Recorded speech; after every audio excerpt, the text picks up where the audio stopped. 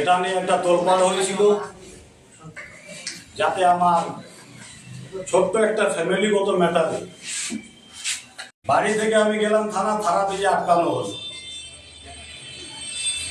ছোট্ট একটি ম্যাটারে police arrest করে ইসলামপুর কোর্ট পাঠায়। সেখান থেকে প্রায় 6 দিন আমি জেলে থাকি।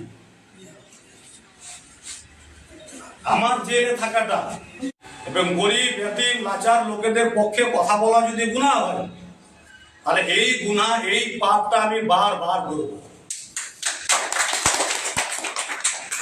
আর একটি বিষয় হচ্ছে যে যেভাবে আমার সাথে অন্যায় হলো, যে অন্যায়ের বিরুদ্ধে কথা বলতে যে অ্যারেস্ট, যাতে আমাকে জেলে থাকতে হলো, আমি এই বিচার সবচাইতে বড় সিদ্ধান্ত, বড় ফয়সালা মহান আল্লাহ পাক রব্বুল আলামিন করেন। এবং তার সাথে সাথে আমি গোয়ালপুকুরের জনগণের কাছে এই বিচার রাখছি যে আপনাদের স্বার্থে কথা বলার জন্য, আপনাদের সাথে তাদের বিরুদ্ধে কথা বলার জন্য যদি আমাকে জেলে যেতে হয়, তাহলে এই বিচার গোয়ালপুকুরের সমস্ত জনগণের উপরে দিলাম, তিনারা করবেন। আমি বলতে চাই যে গোয়ালপুকুরের জনগণ খুব সঠিক বিচার করেন, ভালো সিদ্ধান্ত নেন।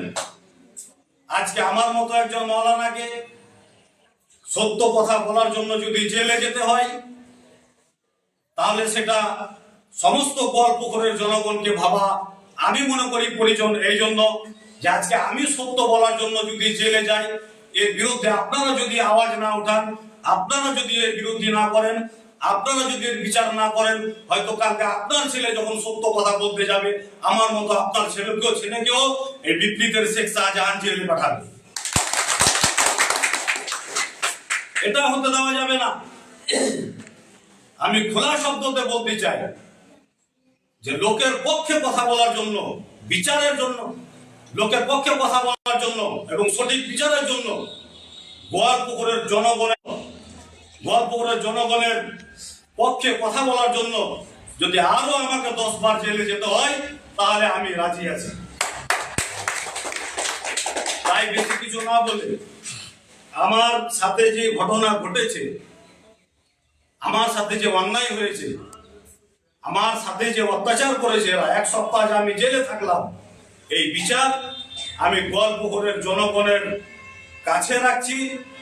আমার যে বিচার আমাকে মহামান্য আদালত দিয়েছেন, তার শুকরিয়া আদায় করে গোয়ালপুকুরের জনগণের কাছে আমি এই বিচার রাখছি যে আপনারাও আগামী 26-এ